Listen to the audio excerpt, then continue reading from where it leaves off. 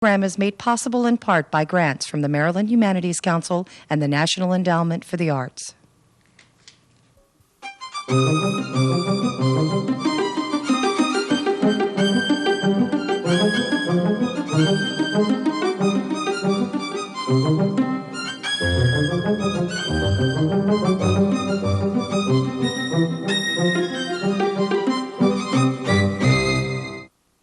Michael Collier talks with Lee Young Lee. Welcome to The Writing Life. My name is Michael Collier, and today I'm speaking with Lee Young Lee, who's a poet, lives in Chicago, and is the author of two books of poems, Rose and The City in Which I Love You. He's also the author of a memoir, The Winged Seed, A Remembrance, which has been published this year. I'd like to ask Lee Young Lee to start by reading a poem. And I thought it might be appropriate for you to read the first poem from your first book. It's titled Epistle. Okay. Epistle. Of wisdom, splendid columns of light, waking sweet foreheads, I know nothing but what I've glimpsed in my most hopeful of daydreams. Of a world without end, amen, I know nothing but what I sang of once with others, all of us standing in the vaulted room. But there is wisdom in the hour in which a boy sits in his room listening to the sound of weeping coming from some other room of his father's house. And that boy was me, and he listened without understanding and was soon frightened by how the monotonous sobs resembled laughter. All of this while noon became vast day, while sunlight and the clock gave birth to melancholy. Before the days grew vacant, the sun grew terrible, the clock stopped, and melancholy gave up to grief. All of this in a dead hour of a dead day, among doors closed for nap or prayer. Who was weeping? Why? Did the boy fall asleep? Did he flee that house? Is he there now? Before it all gets wiped away, let me say there is wisdom in the slender hour which arrives between two shadows. It is not heavenly and it is not sweet. It is accompanied by steady human weeping and twin furrows between the brows. But it is what I know, and so am able to tell.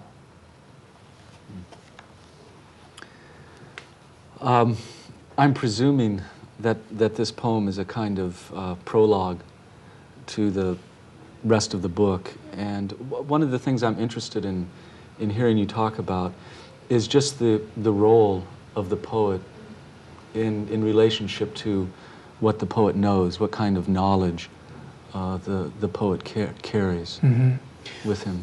Yeah, that's a great question, Michael. I wrote the poem out of my love for the epistles of Paul to the Corinthians and Ephesians and all of those epistles. And it occurred to me when I was reading them that Paul speaks from a kind of knowledge, whereas I speak from a kind of unknowing. And I think that the poet writes in a condition of knowing, but not out of knowledge.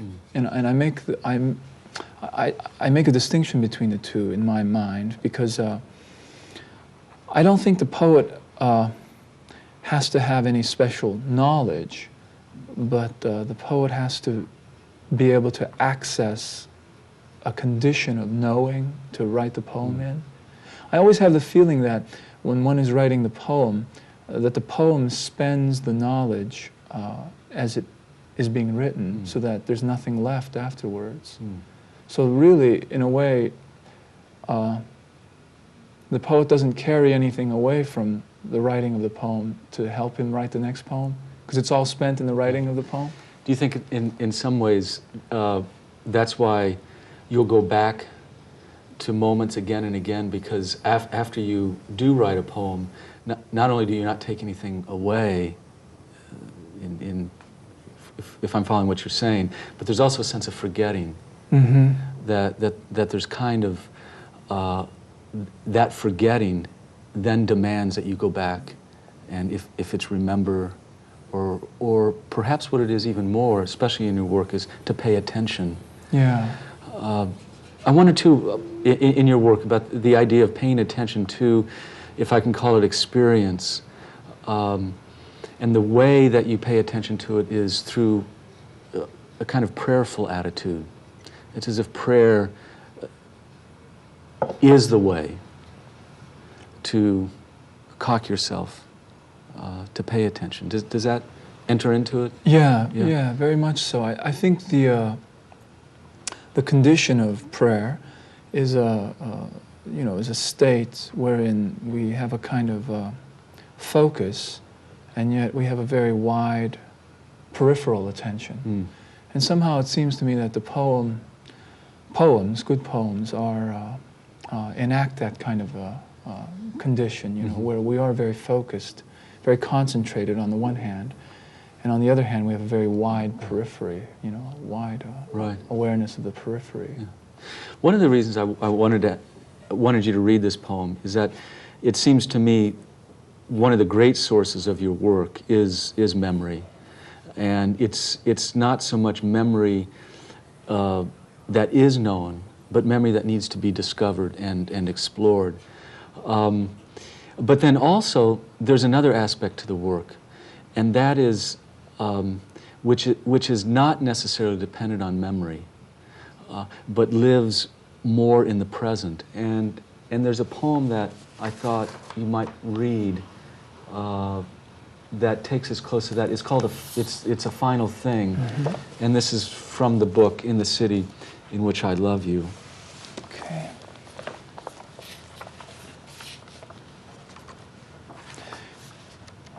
Yeah, maybe I can say this too before I read this. I was waking up every morning and listening to my wife read to our son in the other room, morning after morning after morning. And every morning I woke up experiencing that.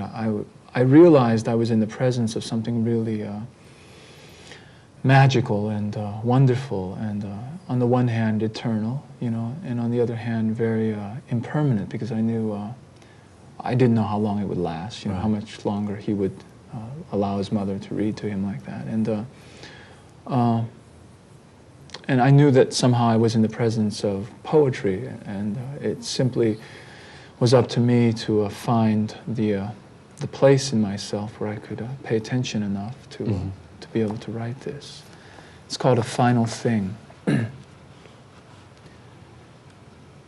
I am that last, that final thing, the body in a white sheet listening, the whole of me trained, curled like one great ear on a sound, a noise I know, a woman talking in another room, the woman I love. And though I can't hear her words, by their voicing, I can guess she is telling a story. Using a voice which speaks to another, weighted with that other's attention, and avowing it by deepening in intention. Rich with the fullness of what's declared, this voice points away from itself to some place in the hearer, sends the hearer back to himself to find what he knows.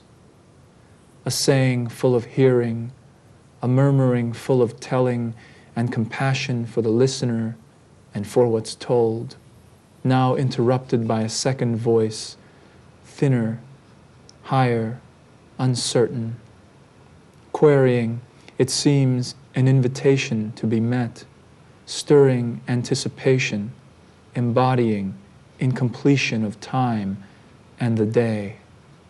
My son, my firstborn, and his mother are involved in a story no longer only theirs, for I am implicated, all three of us now, clinging to expectancy, riding sound and air. Will my first morning of heaven be this? No, and this is not my last morning on earth. I am simply last in my house to waken, and the first sound I hear is the voice of one I love, speaking to one we love. I hear it through the bedroom wall. Something, someday, I'll close my eyes to recall. I love how that poem presents the image of the sleeper waking as if from a kind of death and coming back to life. And what brings him back to life is language, which I think is in some ways what a poet wants to have happen. Language is the thing that brings us back to life, back to that fuller sense of life. Yet by the end of the poem, what we realize is that it also creates an eternity in that you've already imagined it as a memory. I'll close my eyes to recall, so that it isn't just dissipated, that it's held in your ability to go back and think about it. And in some ways, what happens then with that poem and the first poem you read, Epistle, it gives us the full range of your work, how you're looking both inward or to the past, let's say, and specifically to the Father, and then out to the future through the family and through your wife and children. Are those two poles that you feel sometime in the work, or is it mostly unconscious as it's coming? Well, it's unconscious when I'm writing it, you know, but I think I'm very conscious of it when in other times, you know, when I'm not writing. And it feels to me, you know, for instance, in that poem, A Final Thing, I'm talking about that I'm hearing a story being read, but I never hear the story. Right. I just hear the voice, you know, and I guess the poem is trying somehow to merge with that voice or enact the voice that it hears, you know. And I'm really interested in, how do I say this, you know, not so much the particular stories that are being told, but I feel as if that there's a greater telling that goes on, like in the universe or something, that there's a telling voice that is telling all the time. And I guess what I want to say is everything is discourse, you know, everything. I mean, leaves, trees, clouds, mountains, it's all discourse. Not only language, you know, or we can say everything is language, you know, this table, these cups, you know. Everything is language to me. And I'm curious about what that other language is. And sometimes it's clearer, I think, when you don't hear the words because of a wall, let's say, that separates you, but you hear the intonation of the voice, and you know you're in the presence of a telling, right? But not necessarily what's being told. So it's that telling voice, the murmuring, that I am really just in love with, you know? And isn't that really one of the deepest sources of poetry, is just how we hear language, or even how we feel language resonating in the body. I mean, without any kind of meaning, just that visceral relationship. And it's not just sound, but it is language. Right. The other thing that is powerful about this poem is that how we learn language is a mystery. So that's one of the other important, powerful beginning points of poems, is the fact that how we learn a language is a kind of mystery. And what I like about this poem is that we overhear language being learned. I mean, one of its facets, one of its aspects of learning it, the poet overhears it from the other room. You know, I'm also interested in how a poem actually enacts that learning, you know. I never quite thought of it that way, but now that you mention it, that how we learn language, you know, I have the feeling that every poem enacts that learning. I mean, freshly, you know. Every time we write a poem, that's what we're doing, you know. We're almost starting from scratch, you know. Well, that's why it's so difficult. Is I think, because, and that's why I think, in some ways, people who don't write are amused by the mystery, or interested in the mystery, and that it wouldn't be easier each time. But I'm sure it feels this way for you. Each time I finish a poem, it seems like the last poem, Yeah. and that another poem is impossible to do, and yet eventually something begins to come. Mm-hmm. And that strange mystery, Mm-hmm.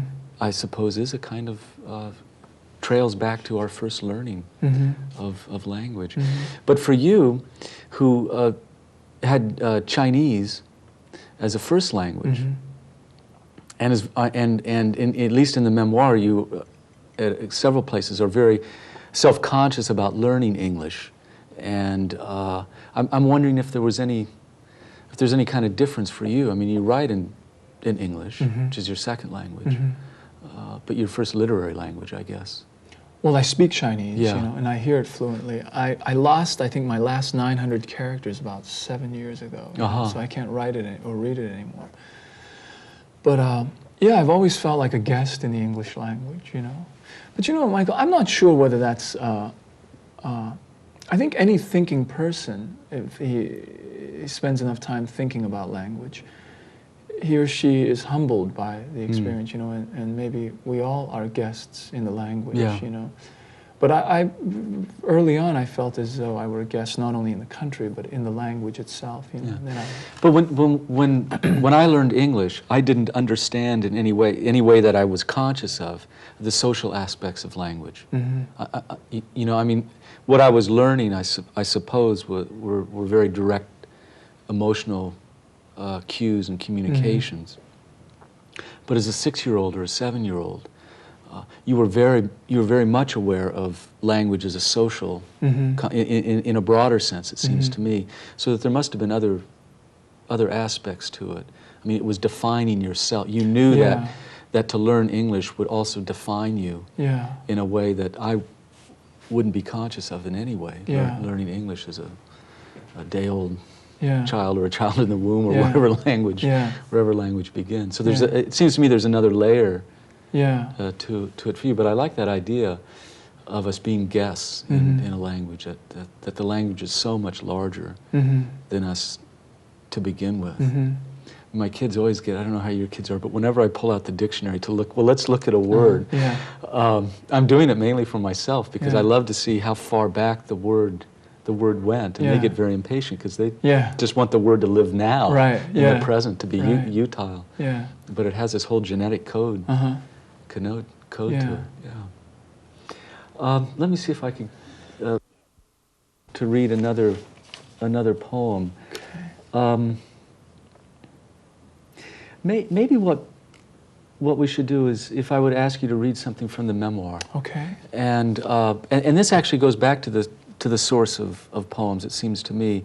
I mean, the earliest English poems are riddles, and you have the lovely section in which a knife and a seed are having an argument about riddles, and the seed keeps supplying the knife with these riddles that he can't figure out, or does at first, but then would you just read one of the riddles? Yeah. If I can. And then maybe we could talk a bit about the sources of poetry.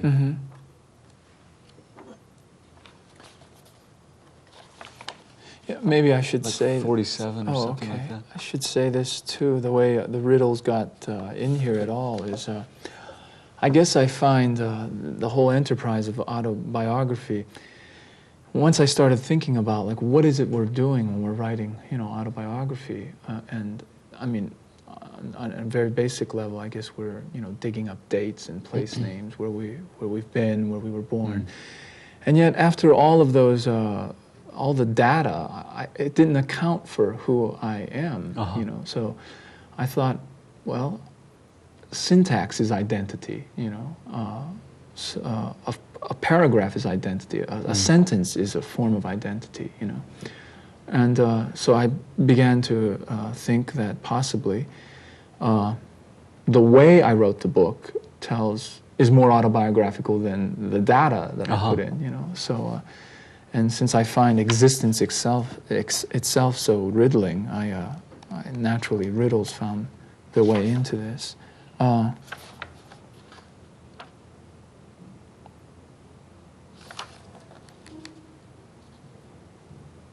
Okay, Okay, here's one. What happens is there's, I guess, a parable that goes on. This seed goes traveling, and its dream is to become rice. And of course, there's all kind of New Testament connotations in there and stuff. And it meets up with a knife, and the knife once exacts a toll. And this is one of the riddles the seed tells the knife. Tell the man whose head is bowed, who's waiting to hear from me. If he looks up, he'll see the guests are leaving the feast.